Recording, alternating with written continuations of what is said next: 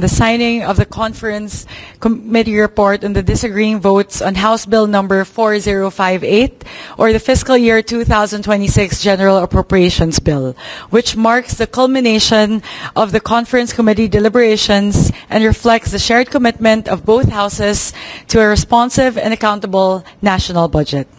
On the part of the House of Representatives, we would like to acknowledge the presence of our conferees, Representative Albert S. Garcia, Representative Jose C. Alvarez, Representative Javier Miguel Lopez Benitez, Representative Marcelino Libanan, and Representative Alan U.T.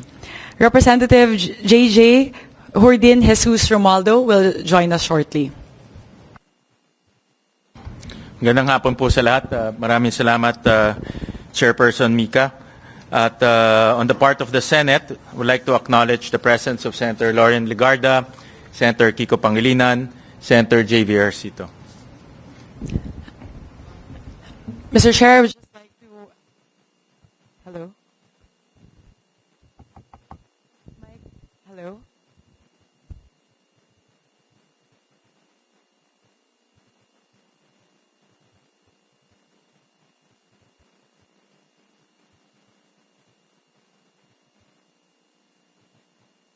Hello? Hello. Hello. Hello. Yo, to. Palit na lang. Pati po yung kay Senwin. Hello. Yan. Okay na.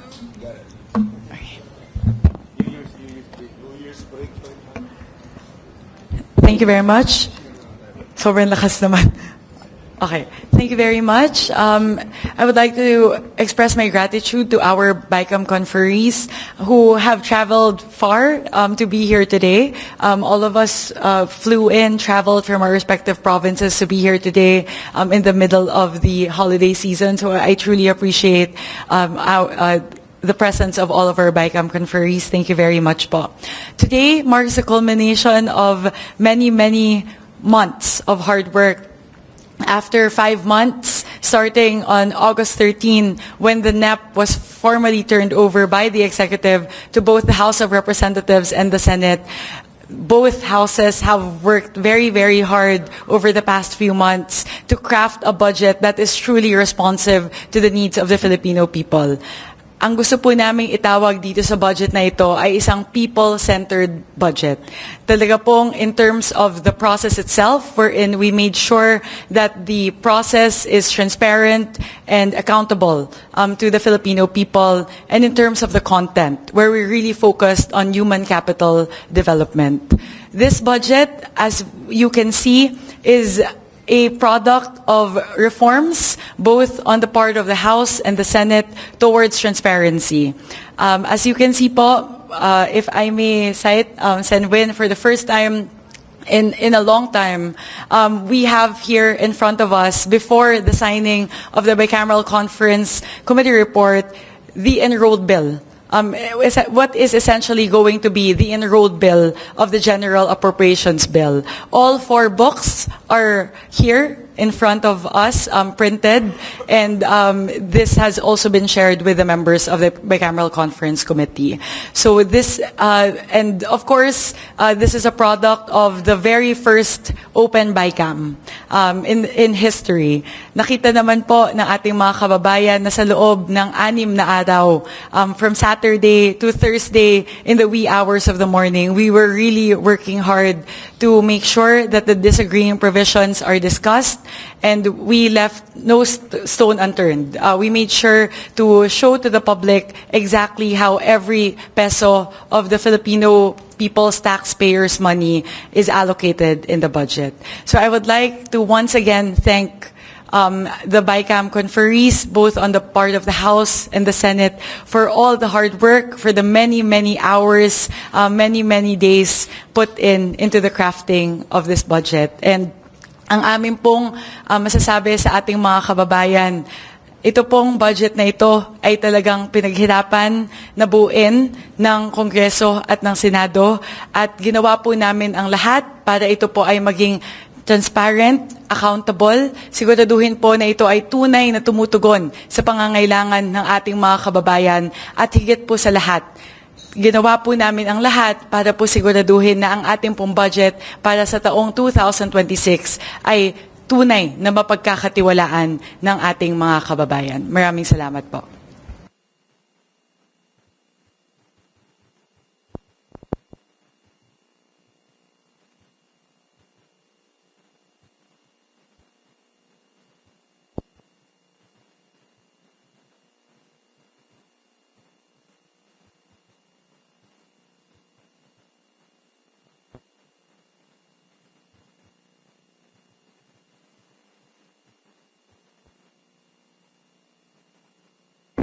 Check.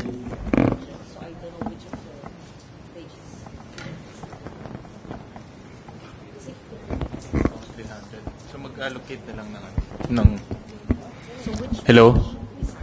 Dapat may discount ang PICC. Equipment yata ng Senado to eh. Dapat may magandang hapon po sa lahat. Maraming salamat Chairperson Mika. At una-una sa lahat, humingi po ako ng paumanhin sa lahat po ng ating mga kasamahan sa Senado, sa Kongreso, sa ating mga staff.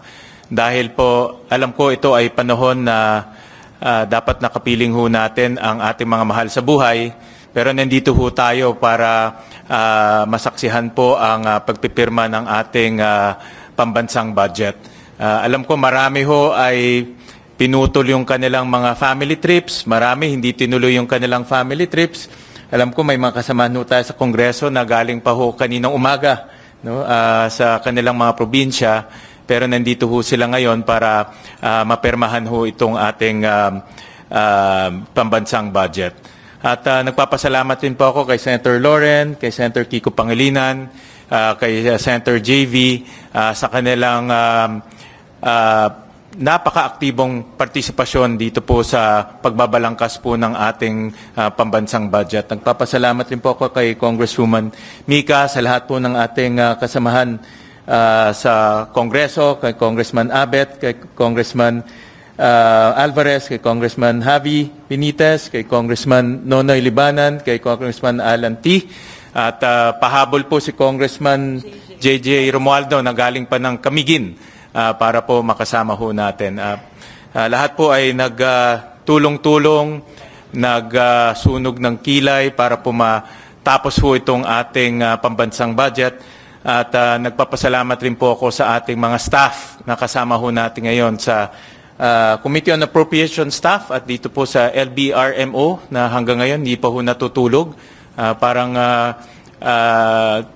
Almost 1 month na ho sila hindi natutulog para po masigurado na itong ating peperman ay na-review ng mabuti. Ayon ho sa kanila, 5 beses ho sila nagpro-proofread nitong libro na ito.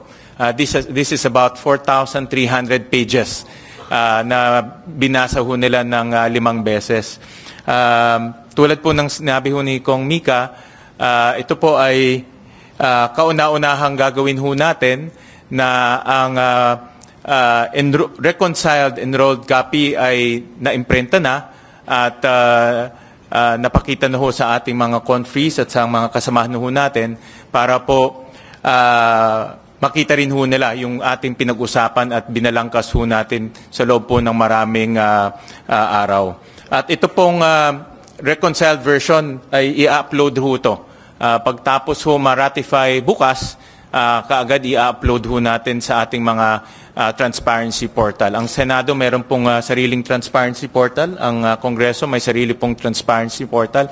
So ma-upload na ho lahat ng dokumento kasama ho yung mga annexes. Ibig sabihin dito yung mga proyekto na meron pong station numbers at coordinates, i-upload ho natin lahat yan sa portal ho natin. So kauna-unahang pagkakataon rin na makikita ho ng taong bayan yung umpisa ng budget, yung National Expenditure Program, yung naaprubahan ng Senado, yung naaprubahan ng Kongreso na General Appropriations Bill, naaprubahan ng Senado, yung Senate version, at ito na po yung final version ng Bicameral Conference Committee na i-upload rin po sa website. Of course, pepermahan po ito ng ating Pangulo. So kung meron po siyang mga changes, yun po ay nasa kapangyarihan na ho nila. No? At pag napermahan na ho yan ng ating Pangulo, yan po ay magiging General Appropriations Act na i-upload naman po ng Malacanang sa kanilang official gazette at magiging batas na ho.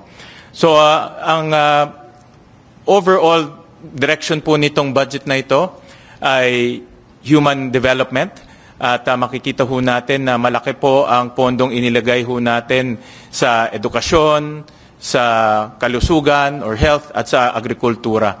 Dahil naniniwala ho kami na ang itong tatlong sektor na ito ay napakahalaga po sa pagpapaunlad po ng ating bansa at pagpapaunlad po ng ating ekonomiya.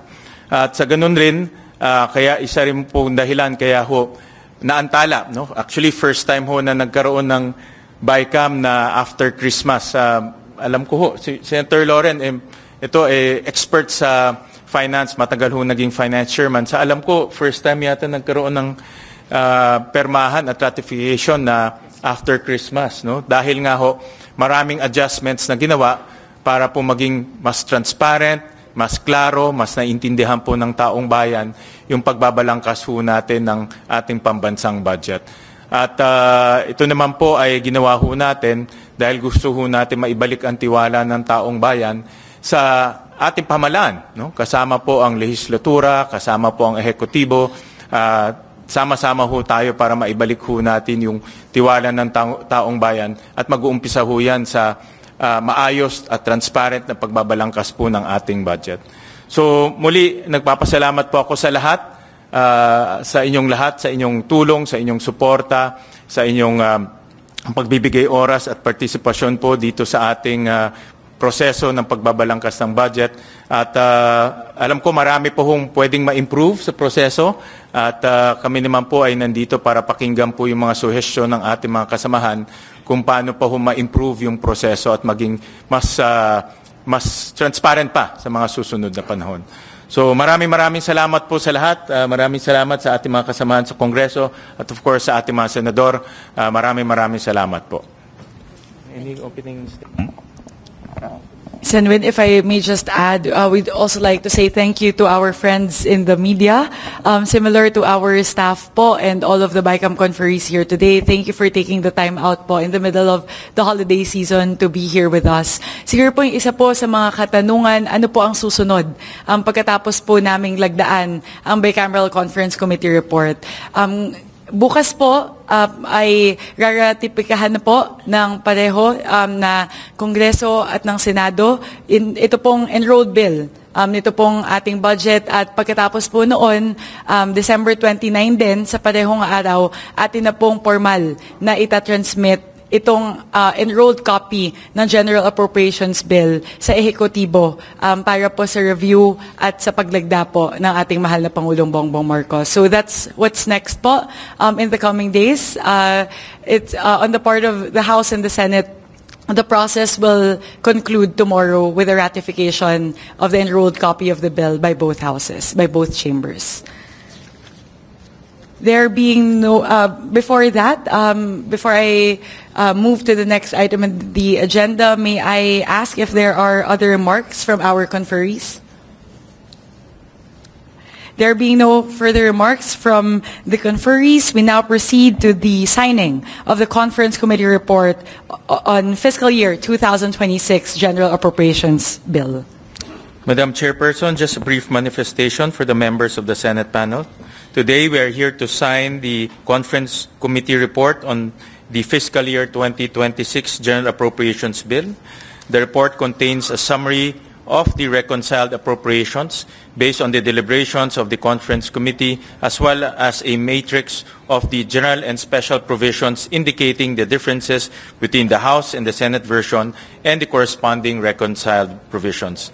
Guided by our commitment to transparency and previous agreements in plenary, I would like to respectfully clarify that the annex to the report as an integral part thereof is the reconciled bill in the form and style of an enrolled bill. Consistent with the past practice in the Conference Committee reports on general appropriation bills, the conferees affix their signature only on the general summary and the amendments to the general and special provisions forming part of the Conference Committee report. Copies of the reconciled bill were previously distributed to all conferees for their reference. With this understanding, we now proceed to affix our signatures to the conference committee report.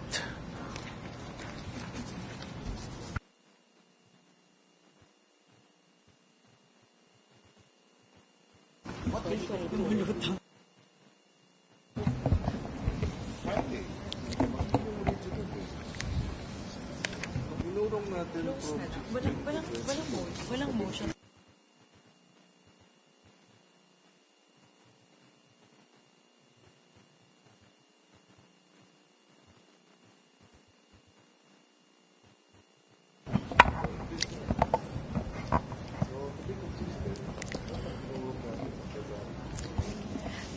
Mr. Chair, given that the BICAM conferees present here today have already affixed their signatures, on behalf of the House of Representatives panel, we wish to express our appreciation to our colleagues in the Senate for their constructive engagement and cooperation throughout the conference committee deliberations.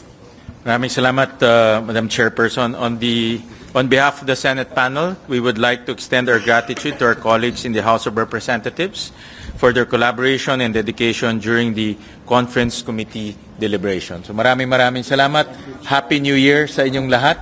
Happy New Year sa ating mga kasamahan.